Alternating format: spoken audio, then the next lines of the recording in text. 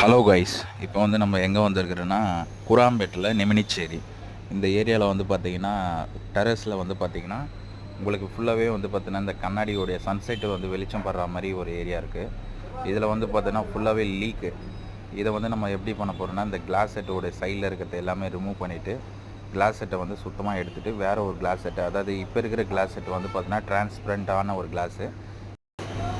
இப்போ நம்ம போட போகிற கிளாஸ் வந்து பார்த்திங்கன்னா ரொம்ப சூரியன் வச்சு லைட்டாக அடிக்கிற மாதிரி, உள்ளே வந்து நல்ல கலர் சூப்பராகவும் இருக்கும். மெயில்டாகவே இந்த ஈவினிங் டைமில் சன்செட் எப்படி இருக்குமோ அதேமாரி தான் இந்த வீட்டுக்குள்ளவும் படும்.